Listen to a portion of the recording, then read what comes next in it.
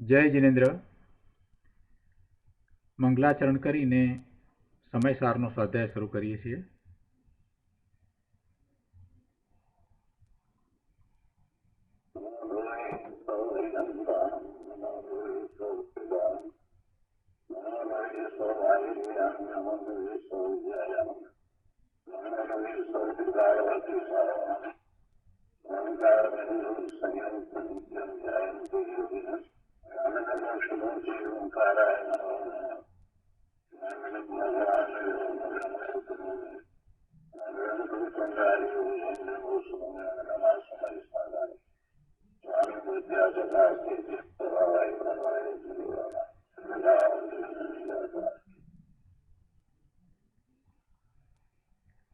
સમયસાર ભગવાન કુંકુંદાચાર્ય રચિત સમયસાર તથા ભગવાન અમૃતચંદ્રાચાર્ય રચિત આત્મખ્યાતિ ટીકા કળશ સહિત એનો સ્વાધ્યાય ચાલે છે. એમાં બંધ અધિકારમાં ગાથા 273 સુધી સ્વાધ્યાય પૂરો થયો છે. હવે શિષ્ય પૂછે છે કે તેને 11 અંગનું જ્ઞાન તો હોય છે, છતાં તેને અજ્ઞાની કેમ કહ્યો? અભવ્ય જીવની વાત 273મી ગાથામાં કરવામાં આવી અને એમાં એમ કહેવામાં આવ્યું કે જીનવરોએ કહેલા વ્રત, સમિતિ, ગુપ્તિ, શીલ, તપ કરવા છતાં પણ અભવ્ય જીવ એ અજ્ઞાની અને મિથ્યા દ્રષ્ટિ છે. એનો ઘણો વિસ્તાર આપણે સમજ્યા. હવે શિષ્યનો પ્રશ્ન છે કે તેને 11 અંગનું જ્ઞાન તો હોય છે. આપણે કહીએ છીએ ને કે 12 અંગનું જ્ઞાન, 12 અંગોને 14 પૂર્વનું જ્ઞાન, 12મા અંગમાં 14 પૂર્વનું જ્ઞાન. તો અહીંયા એને 11 અંગ અને 9 પૂર્વ સુધીનું જ્ઞાન હોય, છતાં પણ તેને અજ્ઞાની કેમ કહ્યું? અને તેના ઉત્તર રૂપે કુંકુંદાચાર્ય ભગવાન ગાથા 274 કહે છે, મોક્ષમ અશ્રદ્ધાનમ અભવ્ય સત્વસ્તુ યો અધીત પાઠો ન કરોતિ ગુણમ અશ્રદ્ધાનસ્ય જ્ઞાનમ તુ. ગુજરાતીમાં ગાથા છે, મુક્તિ તણી શ્રદ્ધા રહિત અભવ્ય જીવ શાસ્ત્રો ભણે, પણ જ્ઞાનની શ્રદ્ધા રહિતને પઠન એ નહીં ગુણ કરે. મુક્તિ તણી શ્રદ્ધા રહિત, મોક્ષની શ્રદ્ધા વિના અભવ્ય જીવ શાસ્ત્રો ભણે, પણ જ્ઞાનની શ્રદ્ધા રહિતને જ્ઞાન કહો કે આત્મા કહો, જેનું મુક્ત સ્વરૂપ છે એવા આત્માની શ્રદ્ધા રહિતને એવો અભ્યાસ ગુણ કરતો નથી.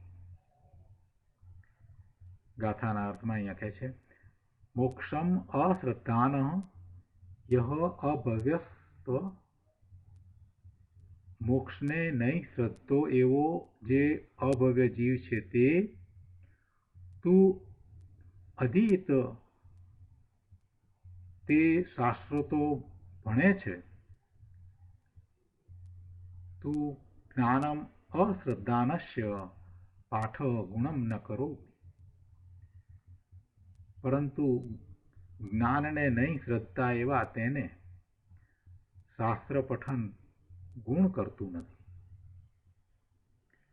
શું કહે છે કે મોક્ષને નહીં શ્રદ્ધતો એવો જે અભવ્ય જીવ છે તે શાસ્ત્રો તો ભણે છે, પરંતુ જ્ઞાનને નહીં શ્રદ્ધા એવા તેને શાસ્ત્ર પઠન ગુણ કરતું નથી. શાસ્ત્રનો અભ્યાસ એને ગુણ કરતો નથી, એટલે કે એને એનાથી લાભ થતો નથી. શું લાભ કરવાનો છે? પોતાના મુક્ત સ્વરૂપને પ્રાપ્ત કરવાનું છે, એવા લાભથી એ વંચિત રહી જાય છે. એટલા માટે એ શાસ્ત્રનો અભ્યાસ હોવા છતાં એને અજ્ઞાની કહ્યો છે. મોક્ષને નહીં શ્રદ્ધતો એવો, એમ શરૂઆત જ કરી છે. એટલે અમૃતચંદ્રાચાર્ય ભગવાન ટીકામાં સમજાવે છે કે પ્રથમ તો મોક્ષને જ અભવ્ય જીવ પોતે શુદ્ધ જ્ઞાનમય આત્માના જ્ઞાનથી શૂન્ય હોવાને લીધે નથી શ્રદ્ધતો. મોક્ષને શ્રદ્ધતો નથી. આ મૂળ ગાથામાં વાત છે એ જ અમૃતચંદ્રાચાર્ય ભગવાને લીધી. પહેલી વાત તો એ છે કે એ મોક્ષને જ અભવ્ય જીવ છે તે શ્રદ્ધતો નથી.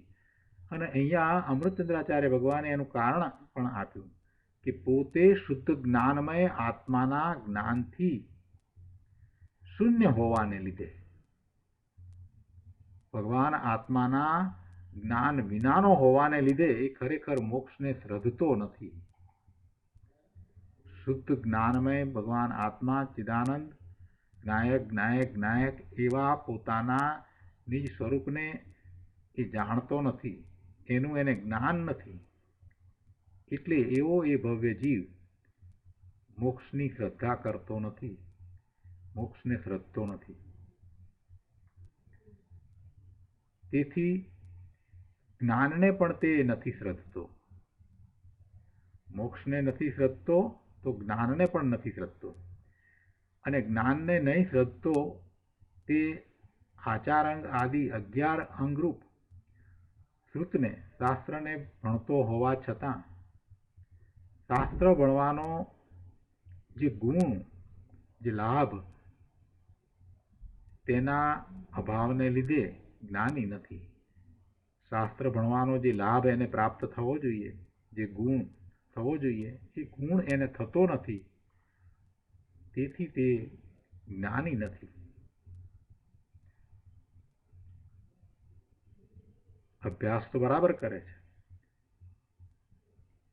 11 અંગનો અભ્યાસ કરે છે, આચારાંગ આદિ 11 અંગરૂપ શ્રુતને બરાબર ભણે છે, અભ્યાસ કરે છે, છતાં પણ એને ગુણ થતો નથી. એટલે એનો એને લાભ થતો નથી. તેથી તે અજ્ઞાની છે. અને એ કેમ લાભ નથી થતો તો એ વાત સમજાવી કે એક તો એને આત્માનું જ્ઞાન નથી, પોતાના નિજ શુદ્ધ જ્ઞાનમય આત્માનું એને જ્ઞાન નથી. અને જ્ઞાન નથી તેથી એ જ્ઞાનને શ્રદ્ધતો નથી. જ્ઞાનને શ્રદ્ધતો નથી અને જ્ઞાનને નહીં શ્રદ્ધતો એવો એ ભલે ને શાસ્ત્રોનો અભ્યાસ કરે પણ તેથી એને કોઈ ગુણ થતો નથી. એટલે એમ એ જ્ઞાની નથી. જે બિન વસ્તુભૂત જ્ઞાનમય આત્માનું જ્ઞાન તે શાસ્ત્ર ભણવાનો ગુણ છે. એટલે કે શાસ્ત્ર અભ્યાસનું એ પ્રયોજન છે. એ પ્રયોજન એને સિદ્ધ કરવાનું છે. શું? કે જ્ઞાનમય ભગવાન આત્મા. અને કેવો? તો કે જે ભિન્ન વસ્તુભૂત, બધાથી જુદો એવો જ્ઞાનમય ભગવાન આત્મા, એનું જ્ઞાન એને શાસ્ત્ર ભણવાનું પ્રયોજન છે. એના જ્ઞાનની પ્રાપ્તિ એ શાસ્ત્ર ભણવાનું પ્રયોજન છે. પણ એવું પોતાનું જગતના બધા જ પદાર્થોથી જુદું ભિન્ન સ્વરૂપ એ જ્ઞાનમાં અનુભવ સહિત જાણતો નથી. તેથી એનું જે શાસ્ત્ર ભણવાનું પ્રયોજન છે એ સિદ્ધ થતું નથી. શાસ્ત્ર ભણવાનું પ્રયોજન કાંઈ પંડિતાઈ નથી. શાસ્ત્ર ભણવાનું પ્રયોજન કાંઈ આ ધાર્મિક પરીક્ષાઓ આપવી છે કે શાસ્ત્રીની પદવી પ્રાપ્ત કરવી છે, એવું કાંઈ પ્રયોજન નથી. શાસ્ત્ર ભણવાનું પ્રયોજન શું છે? તો કે પોતાના આત્માનું જ્ઞાન. અને એ આત્મા કેવો છે? જે જ્ઞાનમય છે અને બધાથી જુદો છે. હવે એવું જ્ઞાન કઈ રીતે પ્રાપ્ત થાય? તો કે એવું જ્ઞાન સ્વનું લક્ષ્ય કરીને સ્વના આશ્રય જ્યારે એને અનુભવે છે ત્યારે એવું આત્માનું જ્ઞાન થાય છે. અને આવું આત્માનું જ્ઞાન પ્રગટ કરવા માટે એ શાસ્ત્રોનો અભ્યાસ કરે છે. એમ એ આત્માના સ્વરૂપને પહેલાં તો જાણે છે. અવગ્રહ, યા, અવાય અને ધારણા, એટલી ધારણા જ્ઞાન સુધી એ શાસ્ત્રના જ્ઞાન દ્વારા આત્માના સ્વરૂપને જાણે છે. પણ જ્યાં સુધી આત્માનો અનુભવ નથી કરતો ત્યાં સુધી એને આત્માનું જ્ઞાન થતું નથી. એટલે એમ જગતના બધા જ પદાર્થોથી ભિન્ન વસ્તુભૂત જ્ઞાનમય આત્માનું જ્ઞાન એને થતું નથી. જે શાસ્ત્ર ભણવાનું પ્રયોજન છે. એટલે એને શાસ્ત્ર ભણવાનો જે લાભ, એનો ગુણ થવો જોઈએ એ થતો નથી. એટલે ભલે ને એ શાસ્ત્ર વાંચીને એ પંડિત થયો હોય તો પણ એ અજ્ઞાની છે. અને આગળ પણ સમજાવે છે કે અને તે તો અર્થાત એવું શુદ્ધ આત્મજ્ઞાન તો ભિન્ન વસ્તુભૂત જ્ઞાનને નહીં શ્રદ્ધા એવા અભવ્યને શાસ્ત્ર ભણતર વડે કરી શકાતું નથી.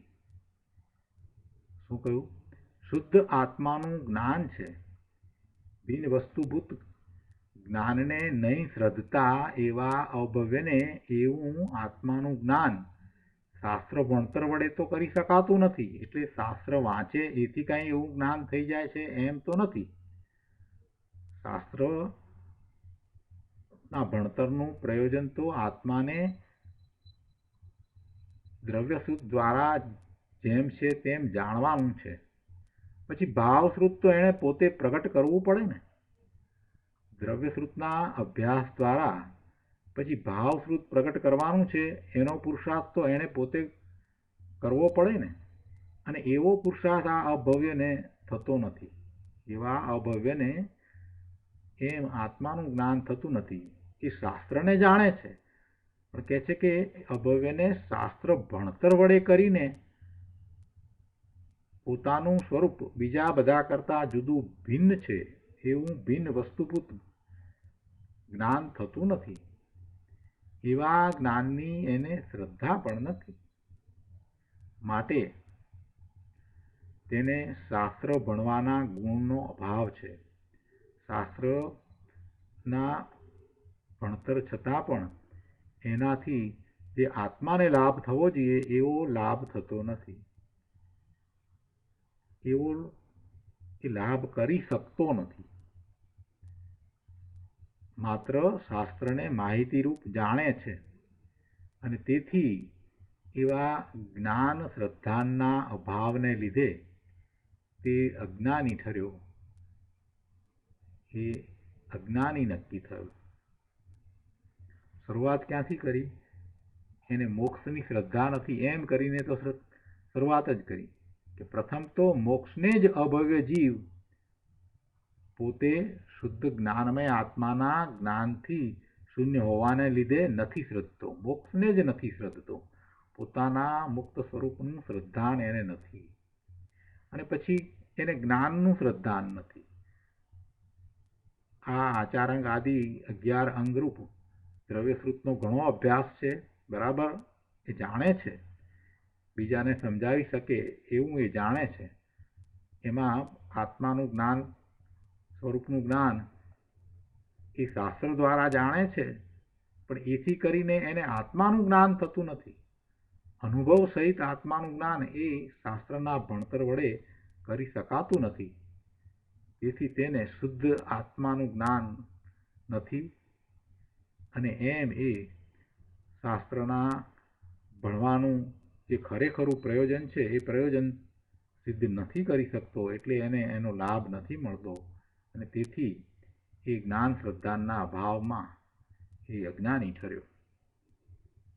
ભાવાર્થમાં પંડિતજી સમજાવે છે કે અભવ્ય જીવ 11 અંગ ભણે તો પણ તેને શુદ્ધ આત્માનું જ્ઞાન શ્રદ્ધાન થતું નથી.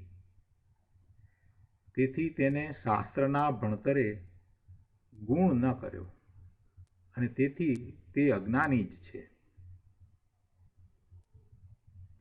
હવે આ ગાથા ઉપર પૂજ્ય ગુરુદેવ કાંજી સ્વામીએ ઘણો વિસ્તાર કર્યો છે. એ આપણે એમના પ્રવચનમાંથી લઈએ. પ્રવચન રત્નાકર ભાગ 8મો, પાના નંબર 242, સમયસાર ગાથા 274 ના પ્રવચનમાં મથાળા ઉપરનું પ્રવચન. શું વાત હતી કે શિષ્ય પ્રશ્ન પૂછ્યો હતો. મથાળું શેનું હતું? મથાળામાં શું વાત હતી કે શિષ્યનો એવો પ્રશ્ન હતો કે એ અભવ્યને 11 અંગનું જ્ઞાન તો હોય છે, છતાં તેને અજ્ઞાની કેમ કહ્યો? અને એના ઉપર ગુરુદેવે વિસ્તાર કર્યો છે. અને એ વિસ્તારમાં કહે છે કે જુઓ, 11 અંગમાં પહેલા આચાર અંગમાં 18,000 પદ પ્રકરણ છે અને એક પદમાં 51 કરોડથી જાજેરા શ્લોક છે.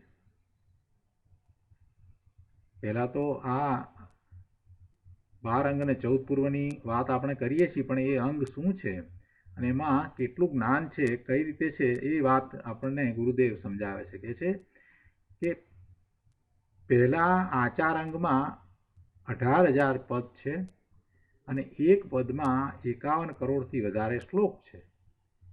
એમ બીજા સુવેળાંગમાં પહેલાથી બમણા, એટલે કે આચાર અંગથી બમણા 36,000 પદ છે અને દરેક પદમાં 51 કરોડથી વધારે શ્લોક છે. આ પ્રમાણે ક્રમથી ઠાણાંગ આદિ આગળના અંગમાં 11 અંગ સુધી બમણા પદ કરતા જવું. 18,000 કયા, પછી 36,000, પછી 72,000, એમ પદ બમણા કરતા જવું અને દરેક પદમાં 51 કરોડથી વધુ એટલા શ્લોક છે. આવું જેને 11 અંગનું જ્ઞાન કંઠસ્થ હોય છે, એવા 11 અંગના જ્ઞાનવાળાને આપ અજ્ઞાની કહો છો, એ કઈ રીતે છે? આવો શિષ્યનો પ્રશ્ન છે. શિષ્યનો આવો પ્રશ્ન છે. અભવ્યને 11 અંગ ઉપરાંત 12મા અંગના અંતર્ગત 14 પૂર્વમાંથી 9 પૂર્વ સુધીનું જ્ઞાન હોય છે. એટલે એટલું જ હોય છે એમ નહીં, પણ એટલા સુધી હોઈ શકે. 12 અંગનું પૂરું જ્ઞાન કદી એ હોતું નથી. 12 અંગનું જ્ઞાન હોય એ તો પછી વિતરાગતા પ્રગટ કરી દે છે. એ તો સમ્યક દ્રષ્ટિ હોય અને પછી આગળ વધીને એ તો શ્રેણી પણ ચડે અને 12મા ગુંઠાને એ કસાય રહિત દશા પ્રગટ કરે, કેવળ જ્ઞાન પણ પ્રગટ કરે. એટલે 12 અંગનું પૂરું જ્ઞાન કદી હોતું નથી. જેને 12 અંગનું અને 14 પૂર્વનું જ્ઞાન છે એ તો કેવળ જ્ઞાન પ્રાપ્ત કરવાના જ છે. અહીંયા અભવ્યની વાત છે. એવો અભવ્ય કે જે 11 અંગ ઉપરાંત 12મા અંગના અંતર્ગત 14 પૂર્વમાંથી 9 પૂર્વ સુધીનું એને જ્ઞાન છે, છતાં પણ એને અજ્ઞાની કહ્યો છે. તો શિષ્યનો એવો પ્રશ્ન છે કે શા માટે એમ એને કહ્યું? 11 અંગનું જ્ઞાન હોય છે એમ સાધારણ વાત લીધી છે. અહીંયા 11 અંગના અબજો શ્લોકો જેને મોઢે હોય તેને આપ અજ્ઞાની કેમ કહો છો?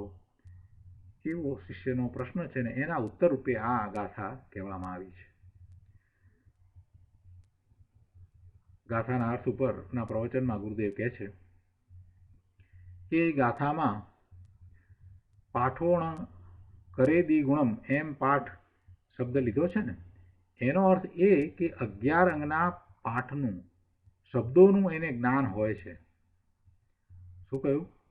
કે જેમાં જાણનારો જ્ઞાયક પ્રભુ આત્મા આવ્યો નથી એવું 11 અંગનું જ્ઞાન એને હોય છે.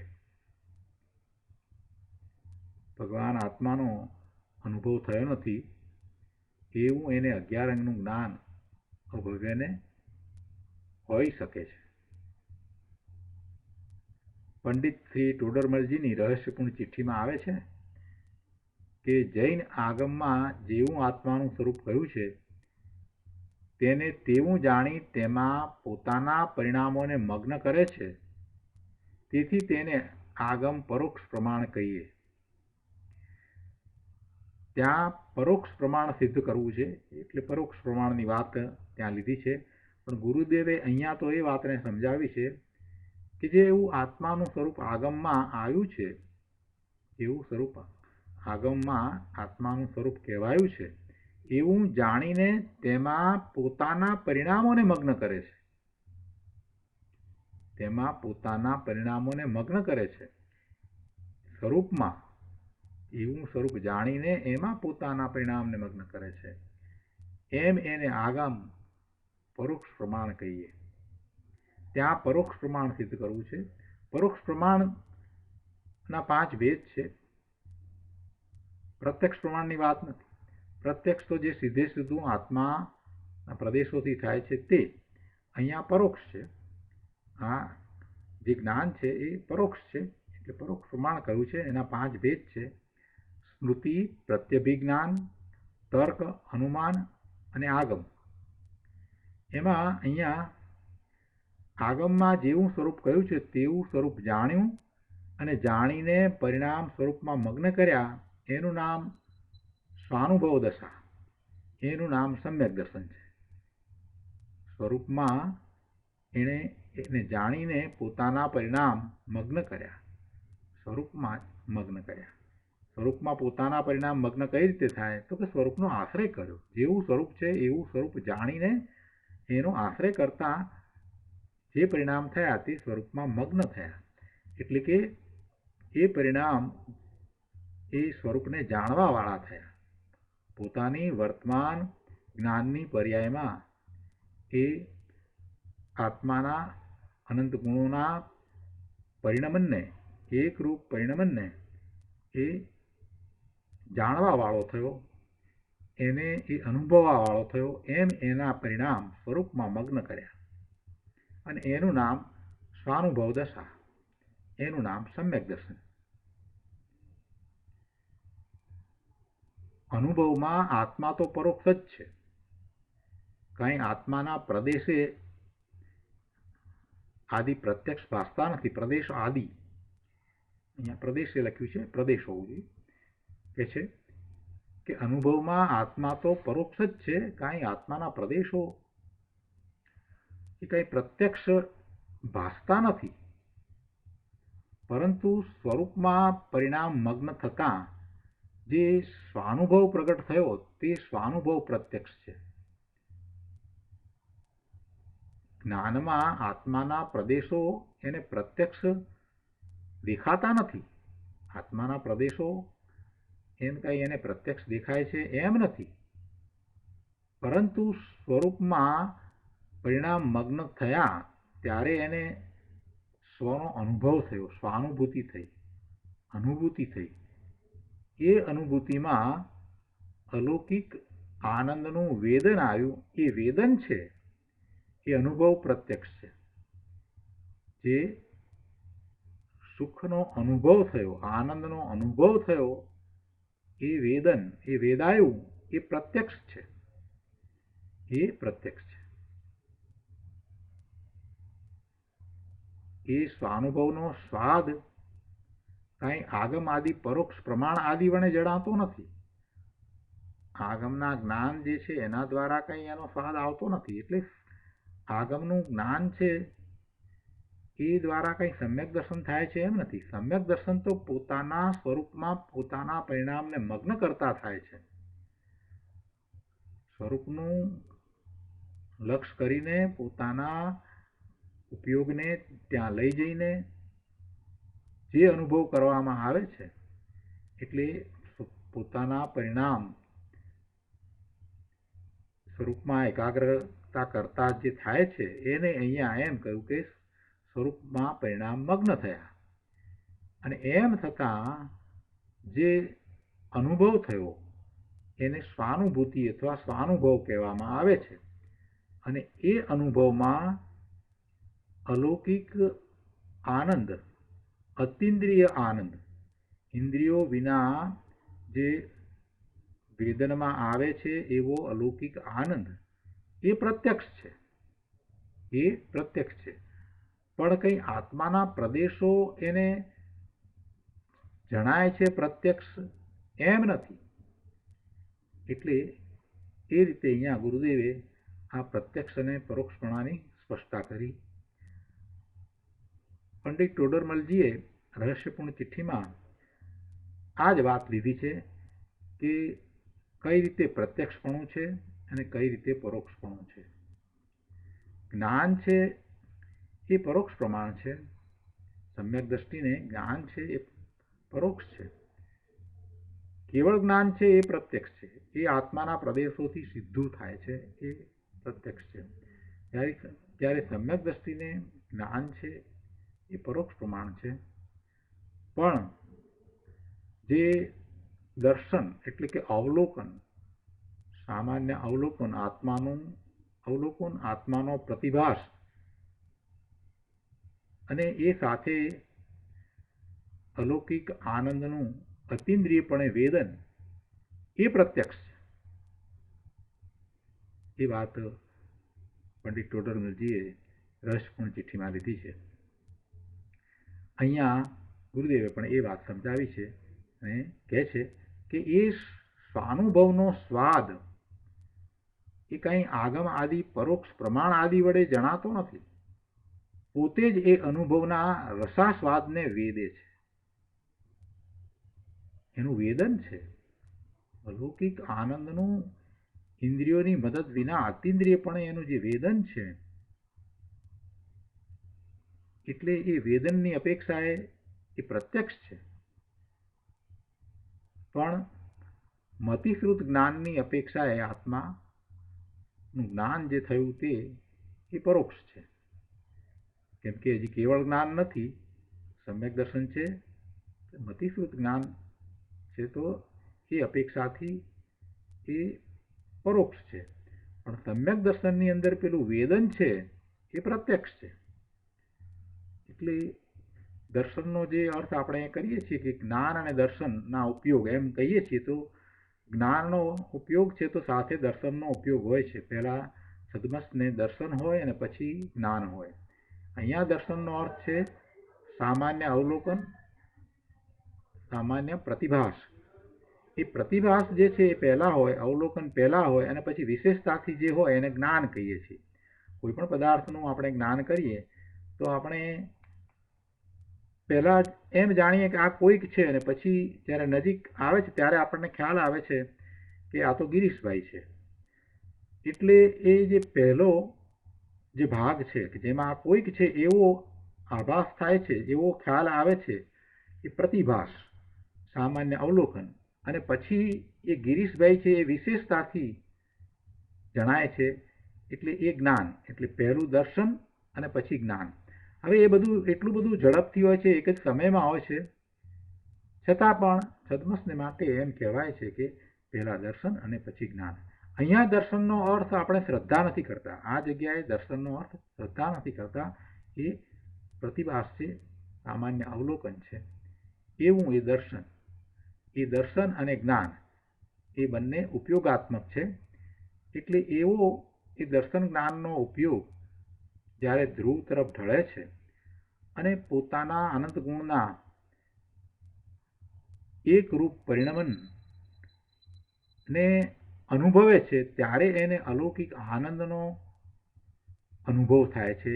એ આનંદનું જે વેદન છે એ ઇન્દ્રિયો વિના અતિન્દ્રિયપણે વેદન એને વેદાય છે. એટલે એ વેદનની અપેક્ષાએ સમ્યક દર્શનમાં એટલું પ્રત્યક્ષપણું છે. એટલે એ દર્શનને પ્રત્યક્ષ કહ્યું છે.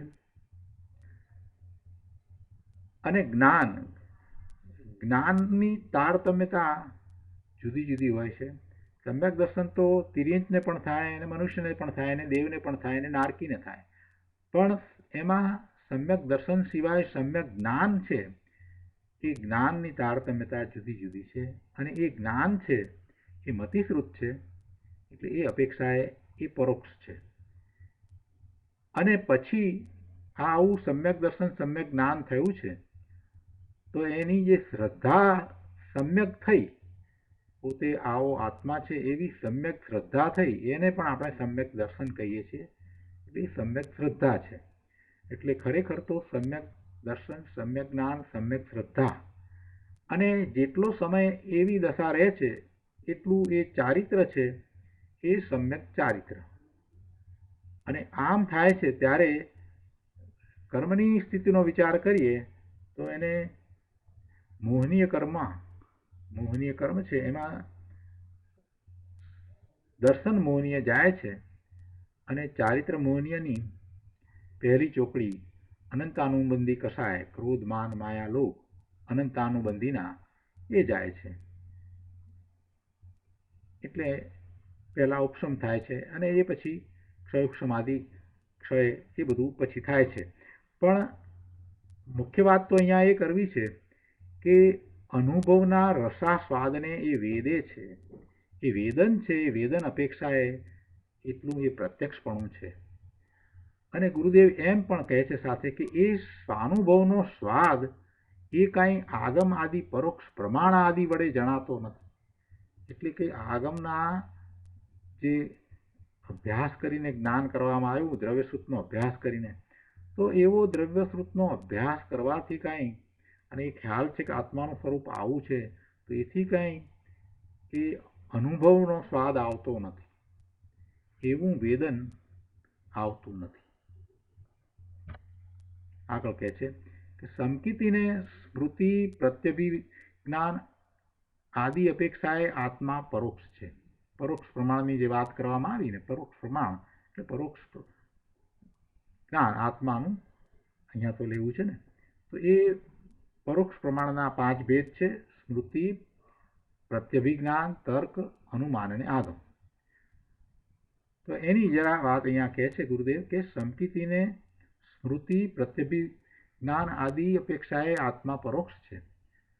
પૂર્વે જાણ્યું હતું તેને યાદ કરીને જાણ્યું, તે પરોક્ષ છે. પહેલા જાણ્યું હતું તેને યાદ કરીને જાણ્યું, એટલે તે પરોક્ષ થયું. પૂર્વે જાણેલું તે આ જ છે એવો નિર્ણય થયો, તે પ્રત્યભિજ્ઞાન, એ પણ પરોક્ષ છે. જ્યાં જ્ઞાન ત્યાં આત્મા, અને જ્યાં આત્મા ત્યાં જ્ઞાન. જ્યાં જ્ઞાન નહીં ત્યાં આત્મા નહીં, અને જ્યાં આત્મા નહીં ત્યાં જ્ઞાન નહીં, એમ અનુમાન વડે જાણીને જ્ઞાનમાં લીન થાય છે, તેથી તેને પરોક્ષ કહે છે. અને પ્રત્યક્ષ કહેવું હોય તો કેમ કહેવું કે મતિશ્રુત જ્ઞાન પ્રત્યક્ષ છે, કેમ કે સ્વાનુભવ કાળે કોઈ પરની અપેક્ષા ત્યાં છે નહીં, પણ મતિશ્રુત જ્ઞાન સીધું આત્માને જાણવામાં પ્રવર્તે છે, એટલે અપેક્ષાથી એ એટલું પ્રત્યક્ષપણું પણ છે. તો આ રીતે પરોક્ષ પ્રમાણની વાત પણ સાથે લઈ લીધી, અને પ્રત્યક્ષ અને પરોક્ષપણું કઈ રીતે છે એ પણ સમજાવી દીધું. કઈ રીતે એમાં આપણે સ્મૃતિ દ્વારા કરીએ છીએ, તો સ્મૃતિ દ્વારા તો યાદ કરીએ છીએ, ચિંતવન થાય છે, અને એમ એ પરોક્ષપણું છે. અહીંયા આત્માના જ્ઞાનની વાત ચાલે છે, એની અહીંયા વાત કરી રહ્યા છે. પ્રત્યભિજ્ઞાન એટલે જે પૂર્વે જાણેલું હતું, જે જાણેલું છે એ આ જ છે એવો જે નિર્ણય થાય છે એને પ્રત્યભિજ્ઞાન કહીએ છીએ. પણ એવું જ્ઞાન જે છે આત્મા સંબંધી, તો એ પણ ત્યાં એ પરોક્ષપણું જ છે. હવે અહીંયા એક પ્રશ્ન થાય, પ્રત્યભિજ્ઞાનનો વિચાર આપણે જરા કરીએ તો, કે જ્યારે આત્માનું જ્ઞાન થાય અનુભવ વિનાનું જે છે, તો એમાં એક પ્રશ્ન એમ થાય કે પૂર્વે જાણેલું છે તે આ જ છે એવો નિર્ણય થવો, તો પૂર્વે જાણેલું હતું તો કઈ રીતે? તો કે પૂર્વે જાણેલું હતું એ જ આ છે, એટલે પૂર્વે જે રીતે જાણ્યું હતું એ પણ પરોક્ષ જ હોય, અને એનો અહીંયા નિર્ણય થાય છે, એટલે એ પ્રત્યભિજ્ઞાન જે છે એ રીતે લેવાનું છે. અને પછી તો અનુમાન દ્વારા અને આપણે આગમ દ્વારા, એમ 5 પ્રકારે અહીંયા પરોક્ષ પ્રમાણની વાત કરી છે. હવે મૂળ ગાથાની ટીકા ઉપરનું પ્રવચન આપણે લઈએ. એમાં ગુરુદેવ કહે છે કે જુઓ, અભવ્યનું તો અહીં દ્રષ્ટાંત આપ્યું છે. એક સ્પષ્ટતા કરી, પહેલા પણ કરી હતી, ફરીથી કરી છે કે અભવ્યનું તો અહીં દ્રષ્ટાંત આપ્યું છે, પણ બીજા ભવ્ય જીવો, મિથ્યા દ્રષ્ટિઓ, એમનું પણ એમ જ સમજી લેવું. કેમ સમજી લેવું? કે જેવું અહીંયા અભવ્યને વિશે કહ્યું છે એવું મિથ્યા દ્રષ્ટિ ભવ્ય જીવોનું પણ સમજી લેવું. જ્યાં સુધી મિથ્યાત્વ સહિત છે ત્યાં સુધી એમને માટે પણ એમ જ સમજી લેવું. શું સમજી લેવું? કહે છે કે પ્રથમ તો મોક્ષને જ તે નથી શ્રદ્ધતો. મોક્ષ એટલે શું? કે આત્માની પૂર્ણ શુદ્ધ દશા, પૂર્ણ વિતરાગ વિજ્ઞાન દશાની પ્રાપ્તિ થવી, તે મોક્ષ છે. આત્મા પૂર્ણ જ્ઞાન આનંદ સ્વરૂપ છે. પર્યાયમાં તેની પૂર્ણ પ્રાપ્તિ થવી અર્થાત પૂર્ણ વિતરાગ કેવળ જ્ઞાન દશાની પ્રાપ્તિ થવી, તેનું નામ મોક્ષ છે. મોક્ષ કોઈ જગ્યા નથી. હવે આવા મોક્ષને જ અભવ્ય જીવ નથી શ્રદ્ધતો. કેમ કે પોતે પૂર્ણ શુદ્ધ જ્ઞાનમય આત્મા છે, એનું એને જ્ઞાન નથી. કેમ મોક્ષને નથી શ્રદ્ધતો? તો કહે છે કે પોતે પૂર્ણ શુદ્ધ જ્ઞાનમય આત્મા છે, એનું એને જ્ઞાન નથી, એટલે એની મોક્ષ સંબંધીની શ્રદ્ધા એ સમ્યક નથી. બીજી રીતે કહીએ તો તે એ મોક્ષને શ્રદ્ધતો નથી, મોક્ષને એ શ્રદ્ધતો નથી. આગળ 244માં પાના પર કહે છે કે જે પર્યાય શુદ્ધ સ્વરૂપને જાણે છે તે પર્યાયનો પણ જેમાં અભાવ છે એવો એક શુદ્ધ જ્ઞાનમય ભગવાન આત્મા છે.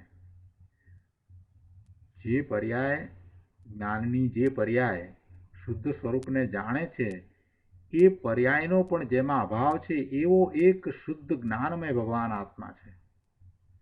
આવા જ્ઞાનમય ભગવાન આત્માનું જ્ઞાન કરવાનું છે, એને અનુભવ સહિત જાણવાનું છે, અને એમ સમ્યક દર્શન, સમ્યક જ્ઞાન, સમ્યક શ્રદ્ધાન પ્રગટ કરવાના છે. આ કરવાનું છે. અનંતકાળથી ભવના ભ્રમણ કરીને એને પોતાની મતિ કલ્પનાએ જે રીતે ધર્મ આદર્યો છે એ દ્વારા તો એવું સમ્યક દર્શન પ્રગટ નહીં કરી શકે. એટલે કરુણા કરી અને મહાપુરુષો આપણને સમજાવે છે કે ભાઈ તારે ભવના ભ્રમણ થાય છે, તું હજી આમાંથી છૂટી શકતો નથી, તું એક વખત તમારી વાતને માન. અમને આત્માનો અનુભવ થયો છે અને અમે અનુભવ સહિત તને વાત કહીએ છીએ, પણ એવી કરુણાને પ્રાપ્ત કરવાની પાત્રતા જોઈએ ને. કરુણા તો એમને થઈ અને કરુણા કરીને આ શાસ્ત્રની રચના પણ થઈ, પણ હવે એ કરુણાનો લાભ કોણ લે? અહીંયા ગુરુદેવ કહે છે 244માં પાના ઉપર બીજા પેરેગ્રાફમાં કે પંચાધ્યાયમાં આવે છે કે શાસ્ત્ર વડે જે શ્રદ્ધા કરી છે તે શ્રદ્ધા નહીં, અને જેમાં આત્મા શુદ્ધ જ્ઞાનમય વસ્તુ પ્રાપ્ત ન થાય એ જ્ઞાન નહીં. શું કહ્યું? કે શાસ્ત્ર વડે જે શ્રદ્ધા કરી છે તે શ્રદ્ધા નહીં, અને જેમાં આત્મા શુદ્ધ જ્ઞાનમય વસ્તુ પ્રાપ્ત ન થાય એ જ્ઞાન નહીં. શું કહે છે? કે જે જ્ઞાનની પર્યાયમાં આત્મા પ્રાપ્ત થયો નથી તે જ્ઞાનને જ્ઞાન કહેતા નથી. પછી એ જ્ઞાન ભલે ને 11 અંગનું જ્ઞાન હોય તો પણ એવા જ્ઞાનને જ્ઞાન કહેતા નથી. જે જ્ઞાનમાં શુદ્ધ જ્ઞાન સ્વરૂપ ભગવાન આત્માનું જ્ઞાન નથી થતું તે જ્ઞાનને જ્ઞાન કહેવાતું નથી. જે જ્ઞાનની પર્યાયમાં આત્મા પ્રાપ્ત થયો નથી તે ભલે 11 અંગનું જ્ઞાન હોય તો પણ તે જ્ઞાન નથી.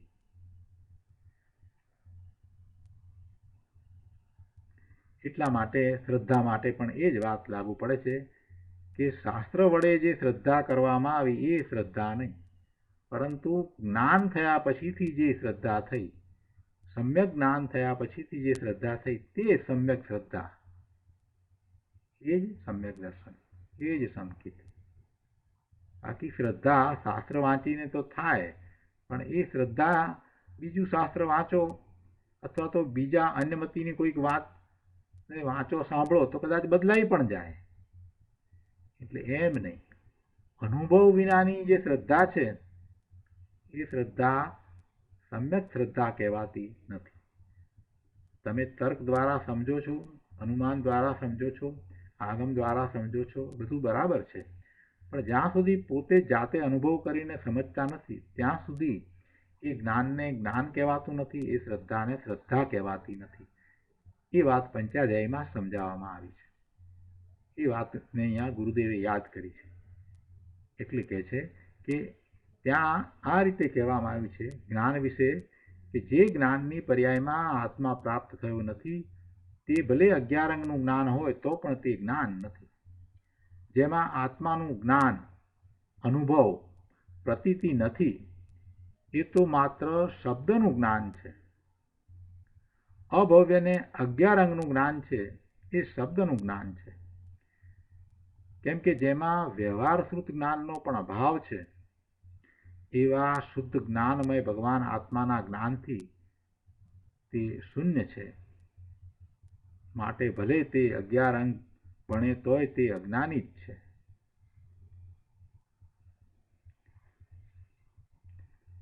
આત્માના જ્ઞાન વિનાનો એ અજ્ઞાની છે. આ વાત આમ મૂળ તો કેવી છે, જ્યાં સુધી ભગવાન આત્માનું જ્ઞાન અનુભવ સહિત ન થાય ત્યાં સુધી બધા ફાંફા છે. આ દ્રવ્યશ્રુતનો અભ્યાસ કરીએ એ માહિતીરૂપ અભ્યાસ કહેવાય. જ્યાં સુધી એવું જ ભાવશ્રુત પ્રગટ ન કરીએ ત્યાં સુધી એ માહિતી રૂપે જ રહી જાય છે. પંડિતો બધાને કાંઈ સંદર્શન થાય છે એવું હોતું નથી. આખું જીવન પંડિતાઈમાં કાઢી નાખે, ભાષાંતરો પણ કરે ને અર્થ પણ કરે ને ઘણું બધું કરે. સંસ્કૃત ને પ્રાકૃતનું ઘણું જ્ઞાન હોય, વ્યાકરણ ને ન્યાય બરાબર સમજતા હોય એટલે ઘણી ઘણી ચર્ચાઓ કરે, બીજાઓને સમજાવે, ઘણા લખાણો લખે, લેખ લખે, પુસ્તકો લખે. પણ સમ્યક દર્શન બધા પંડિત પ્રગટ કરી શકે છે એમ બનતું નથી. અને એ વાત અહીંયા કહી છે. કેમ કે ગુરુદેવે પહેલાં જ કહ્યું કે આ માત્ર અભવ્યની વાત છે એમ નથી, પણ મિથ્યા દ્રષ્ટિ ભવ્યની પણ આ વાત છે. જ્યાં સુધી એ મિથ્યા દ્રષ્ટિ છે ત્યાં સુધી, અને મિથ્યા દ્રષ્ટિ ક્યાં સુધી છે કે જ્યાં સુધી પોતે પોતાના સ્વરૂપનો અનુભવ કરતો નથી ત્યાં સુધી એ મિથ્યા દ્રષ્ટિ છે. આગળ અહીંયા કહે છે ચોથા પેરેગ્રાફમાં કે હું શુદ્ધ જ્ઞાનમય આત્મા છું એવું એને સ્વસ્વરૂપનું જ્ઞાન નથી, સ્વાનુભવ નથી. શાસ્ત્રના જ્ઞાનથી જ્ઞાન છે પણ એ બધું પરલક્ષી જ્ઞાન. શાસ્ત્રના જ્ઞાનથી એને જ્ઞાન છે પણ એ બધું પરલક્ષી જ્ઞાન, સ્વાનુભવ નથી. હું શુદ્ધ જ્ઞાનમય આત્મા છું એવું એને સ્વસ્વરૂપનું જ્ઞાન નથી, અનુભવ સહિત એવું જ્ઞાન નથી. શાસ્ત્ર દ્વારા એને જ્ઞાન છે કે હું આત્મા છું વગેરે વગેરે. બહારથી લાગે કે ઓહો કેવું જ્ઞાન, પણ ભાઈ જ્યાં સુધી અનુભવ સહિત આત્માનું જ્ઞાન થયું નથી, સંકિત નથી, ત્યાં સુધી એ બધું અજ્ઞાન છે. 11 અંગ ભણવા છતાં અભવ્ય જીવ જેમાં એકલો શુદ્ધ જ્ઞાનમય પ્રભુ આત્મા રહેલો છે એવા મોક્ષને જ શ્રદ્ધતો નથી, અને તેથી તે જ્ઞાનને, આત્માને પણ શ્રદ્ધતો નથી. 12માં તે વિતરાગ દેવનો, નિર્ગ્રંથ ગુરુનો અને ભગવાન જીનેશ્વરે કહેલા શાસ્ત્રનો અનંતવાર વિનય કરે છે. એને બરાબર વિનય છે, દેવ, ગુરુ અને શાસ્ત્રનો બરાબર વિનય છે. અને કેવા શાસ્ત્રો? જીનેશ્વર ભગવાને કહેલા શાસ્ત્રોનો એને બરાબર વિનય છે, અને શાસ્ત્રોનો એને એવો જ બરાબર અભ્યાસ છે. બધું કંઠસ્થ પણ કર્યું છે અને બધું સમજાવી પણ શકે છે. પણ એ બધા પરદ્રવ્યનો વિનય એ શુભભાવ છે, એ રાગ છે. ભગવાન કેવડી એમ કહે છે કે અમારા વિનયમાં લાભ માની સંતુષ્ટ રહેનારા રાગી જીવ છે અને એને એ વડે કિંચિત ધર્મ નહીં થાય, ક્યારેય ધર્મ નહીં થાય. પોતે અંદર શુદ્ધ જ્ઞાન આનંદ સ્વભાવી ભગવાન છે, એનો આદર વિનય કર્યા વિના એને ધર્મ કેમ થાય? ભલે 11 અંગ ભણ્યો હોય તોય અનંત કાળમાં એને ધર્મ ન થાય. આ વાત કરી એટલે કોઈએ પ્રશ્ન કર્યો કે તો શાસ્ત્રથી આત્મજ્ઞાન થાય છે એમ આવે છે ને? શાસ્ત્રથી આત્મજ્ઞાન થાય છે એમ આવે છે ને? આપણે સમ્યક દર્શન કઈ રીતે થાય છે તો એમાં આપણે નિમિત્ત તરીકે શાસ્ત્રનું જ્ઞાન, શાસ્ત્રનો અભ્યાસ લઈએ છીએ ને. ગુરુદેવ ઉત્તર આપ્યો છે કે એ તો ભાઈ નિમિત્તનું જ્ઞાન કરાવનારું નિમિત્ત પ્રધાન ઉપચારનું કથન છે. નિશ્ચયથી તો શુદ્ધ જ્ઞાનમય સ્વસ્વરૂપના આશ્રય જ આત્મજ્ઞાન થાય છે. પણ જ્યારે એ આત્મજ્ઞાન થાય છે એ વખતે જે હાજર હતું, જે ઉચિત હતું, એવું જે છે એને ઉપચારથી નિમિત્ત કહેવામાં આવે છે.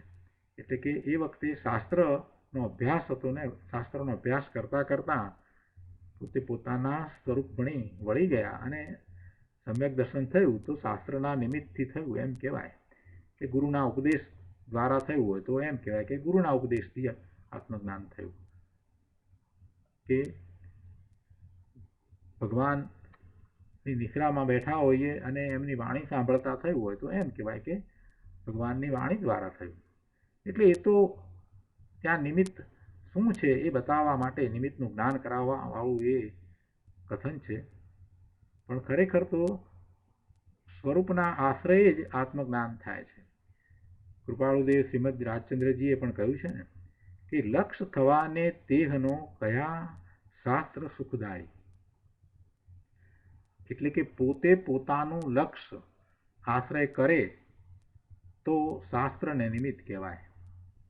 લક્ષ્ય થવાને તેહનો કયા શાસ્ત્ર સુખદાયી.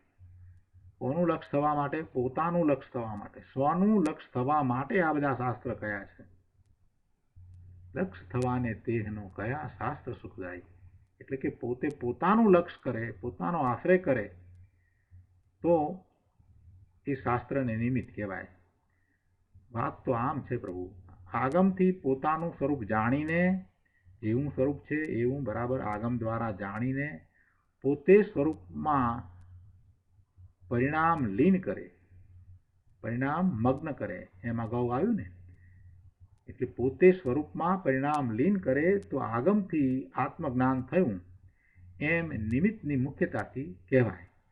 એમ આગમ પર એવો ઉપચાર કરીને એમ કહેવાય કે આગમથી જ્ઞાન થયું. પણ આગમના અભ્યાસ દ્વારા સ્વરૂપને જાણીને પોતે સ્વરૂપમાં પોતાના પરિણામ મગ્ન કરે છે અને એમાં એને સમ્યક દર્શન થાય છે તો એને આગમ ઉપકારી છે, તો એને આગમથી ગુણ થયો એમ કહેવાય. પેલા અભવ્યને આમ થતું નથી. આગમ તો એ વાંચે છે પણ જે થવું જોઈએ તે થતું નથી. એટલે એને આગમનો અભ્યાસ છે, આગમને જાણે છે, છતાં પણ એને અજ્ઞાની કહ્યો. આગળ પણ ગુરુદેવ કહે છે કે આ ભક્તિથી મુક્તિ એમ કેટલાક માને છે ને. હા, એમ કે ભક્તિથી મુક્તિ, ભક્તિ એક મુક્તિનો માર્ગ છે એમ કેટલાક માને છે ને. તેને કહીએ છીએ કે ભાઈ દેવ ગુરુ શાસ્ત્રની ભક્તિ એ તો શુભ રાગ છે, વિકલ્પ છે, પર આશ્રિત ભાવ છે. એમાં પર તરીકે દેવ ગુરુ શાસ્ત્ર એ પર છે. પર શા માટે? કે સ્વથી જુદા છે એ બધા પર છે. સમૂહ શરણમાં જ્યાં ભગવાન સાક્ષાત બિરાજમાન હોય ત્યાં જઈને એણે અનંત ભવમાં અનંત વાર ભગવાનની ભક્તિ પૂજા કરી છે, પણ એનો ભવ ક્યાં એક ઘટ્યો છે. એ તો બધો પર આશ્રિત વ્યવહાર અને એ તો નિષેધ કરવા લાયક છે ભાઈ. ભગવાને બધો વ્યવહાર નિષેધ કરવા લાયક છે એમ કહ્યું છે ને. બધા અધ્યવસાન ત્યાગવા યોગ્ય છે એમ કહીને ભગવાને સઘળોય વ્યવહાર નિષેધ્યો છે. એ વાત અગાઉની ગાથામાં આપણે સમજ્યા છીએ. કેમ કે એ બધો વ્યવહાર એ પરલક્ષી છે અને એ કર્મબંધનું કારણ છે. આગળ અહીંયા 245માં પાના ઉપર ત્રીજા પેરેગ્રાફમાં ચોથી લીટીમાં કહે છે કે શુદ્ધ આત્મા અનુભૂતિ મોક્ષ માર્ગ છે. ભગવાનના શાસ્ત્રમાં પણ આ કહ્યું છે કે શુદ્ધ જ્ઞાનમય આત્માને ઉપાદેયપણે અનુભવવાથી ઉત્પન્ન જે શુદ્ધ આત્મા અનુભૂતિ તે મોક્ષ માર્ગ છે. કેવી રીતે શુદ્ધ આત્માની અનુભૂતિ થાય એ પણ સાથે કહી દીધું. શુદ્ધ જ્ઞાનમય આત્માને ઉપાદેયપણે અનુભવવાથી ઉત્પન્ન જે શુદ્ધ આત્માની અનુભૂતિ તે મોક્ષ માર્ગ છે. શાસ્ત્ર જ્ઞાન નહીં. શાસ્ત્ર જ્ઞાન કાંઈ મોક્ષ માર્ગ નથી. અભવ્ય જીવ શાસ્ત્ર જ્ઞાનના વિકલ્પમાં અટકી રહીને અંદર આનંદઘન પ્રભુ પોતે બિરાજી રહ્યો છે તેનો અનુભવ કરતો નથી અને તેથી શુદ્ધ જ્ઞાનમય ભાવ જે મોક્ષ તેનું તેને શ્રદ્ધાન થતું નથી. ભગવાન આત્મા સદા મોક્ષ સ્વરૂપ છે. અબદ્ધ કહો કે મોક્ષ સ્વરૂપ કહો કે મુક્ત સ્વરૂપ કહો બધું એક જ છે. ગાથા 14માં આવે છે ને કે જો પસદ્દી અપાણમ અબદ્ધ પુટ્ટમ, તેમાં અબદ્ધ કયો ને એ અબદ્ધ કયો એ નાસ્તિથી છે. એ નાસ્તિથી કથન કર્યું છે. અને મોક્ષ સ્વરૂપ એમ જ્યારે કહીએ તો એનો અર્થ અસ્થિથી થાય છે. એટલે બંનેમાં મૂળ વાત તો એ જ છે કે પોતે મુક્ત સ્વરૂપ જ છે. એટલે બંધાયેલો નથી એમ કહીએ એટલે અબદ્ધ. બંધાયેલો નથી અબદ્ધ કયો એટલે બંધાયેલો નથી એટલે એ નાસ્તિથી વાત કરી. જ્યારે એમ કહીએ કે મોક્ષ સ્વરૂપ છે તો એ અસ્થિથી વાત કરી. પણ એવો ભગવાન આત્મા શુદ્ધ જ્ઞાનમાં એ આત્મા મોક્ષ સ્વરૂપ જ છે, મુક્ત સ્વરૂપ જ છે. એ અબદ્ધ છે, સ્પર્શાયેલો પણ નથી એટલે અબદ્ધ સ્પૃષ્ટ એમ કહ્યું છે ને, નિયત છે. એ 14મી અને 15મી ગાથામાં એ બધી વાત આપણે સમજ્યા છીએ.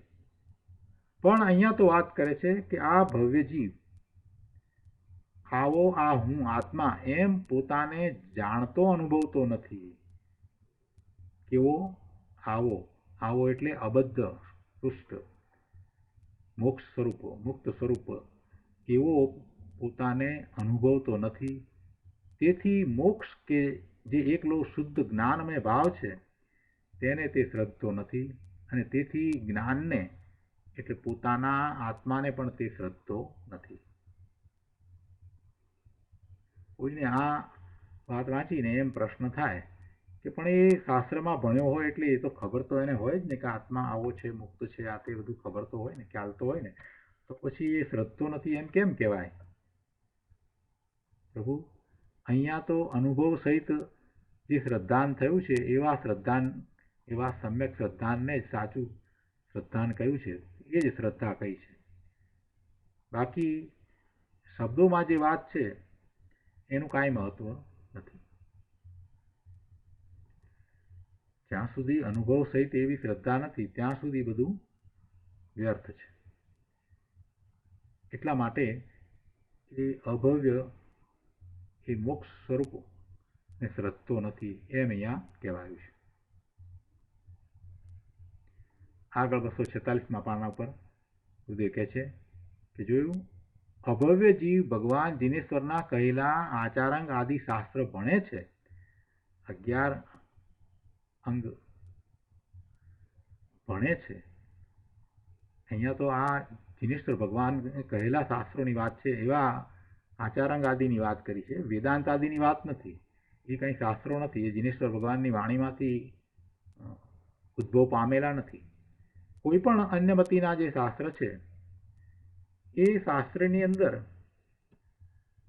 એક વાત સાચી હોય એથી કરીને બીજી અનેક વાતો જે ખોટી છે, જે સિદ્ધાંતની વિરુદ્ધ છે, જે જિનેશ્વર ભગવાને કહેલા જે સિદ્ધાંતો એનાથી વિરુદ્ધ છે, છતાં પણ એકાદી વાત સાચી અંદર હોય તેથી એ મત ચાલે, અને એ મત એ ચાલે છે માટે આપણે પણ એ મતને અપનાવી લેવો એ નરી મૂર્ખાઈ છે, અને એમ કરતાં ગૃહિત મિથ્યાત્વને કારણે અનંત ભવ થાય છે.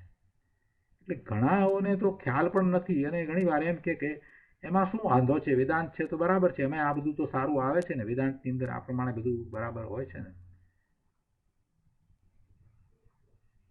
એટલે એવી અનુમોદના કરવી નહીં.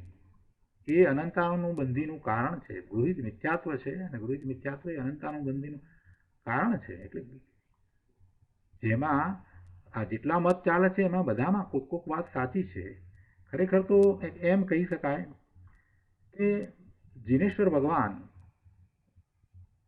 જે કાળે એ દેશના આપતા હતા એ કાળે એમાંના કેટલાક લોકોએ એ દેશના સાંભળી અને એમાંથી થોડું ઘણું ગ્રહણ કર્યું, પણ પૂર્ણપણે એ ગ્રહણ ન કર્યું અને પોતાનો એક મત લઈ અને બેસી ગયા, અને એ રીતે એ આસ્તિક દર્શનો ભરત ક્ષેત્રને વિશે થયા. 6 મુખ્ય આસ્તિક દર્શન છે, એટલે એવા 6 પ્રકારના આસ્તિક ધર્મ છે. એ બધા ચાલે છે. ચાલે એટલા માટે કે એમાં પણ જિનેશ્વર ભગવાનની વાણીમાંથી આવેલી કેટલીક સત્ય વાત તો છે, પણ એ વાત એમણે પૂરેપૂરી જાણી નહીં, એટલે એ વાતને એકાંતે લઈ લીધી. એ વાતને એમણે એકાંતે લીધી, અને એકાંતે લીધું એટલે જ પછી એ દરેક જગ્યાએ જ્યારે એ મૂકવા માગે છે તો એ સાચું પડતું નથી. એકાંતે કોઈ પણ વસ્તુ જે છે એને પકડવામાં આવે તો એ પછી અજ્ઞાન થઈ જાય છે. એક જ નય દ્વારા બધું જ સાચું ઠરાવવામાં આવે તો એ શક્ય નથી.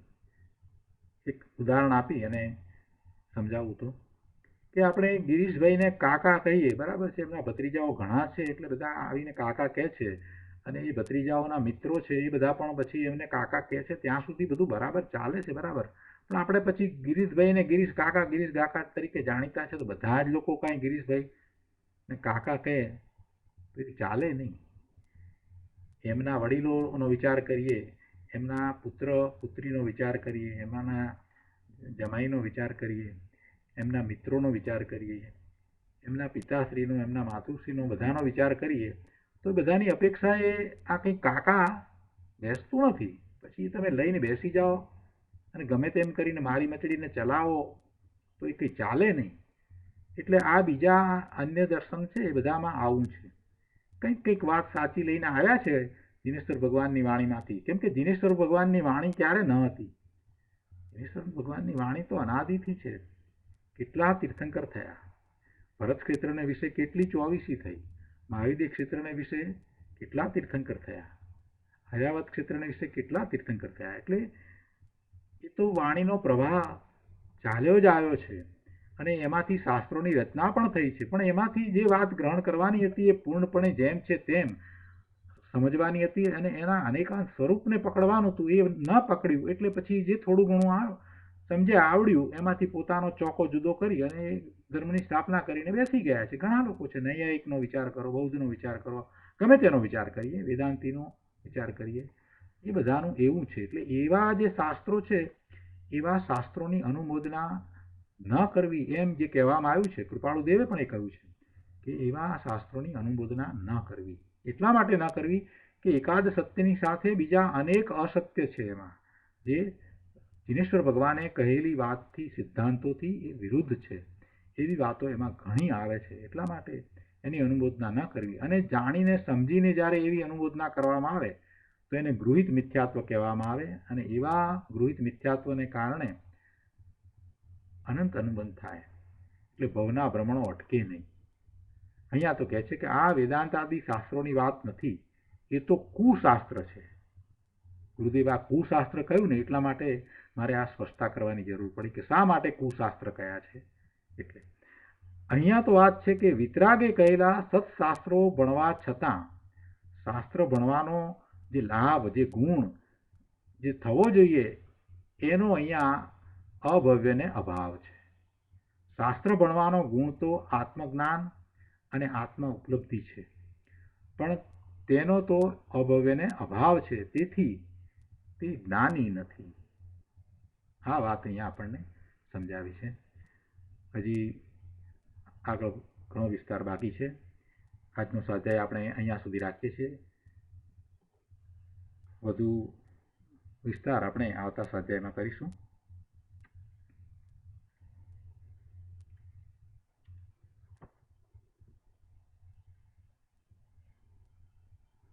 હવે આજના સ્વાધ્યાય સંબંધી પ્રભુ આપના પ્રતિભાવ અથવા પ્રશ્ન હોય તો વિચાર કરીએ.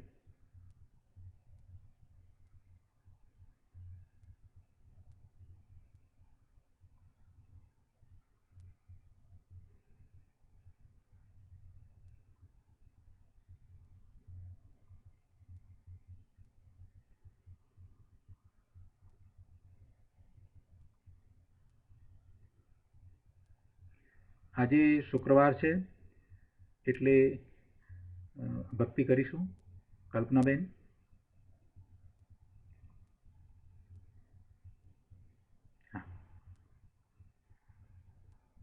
હા, મૂકો.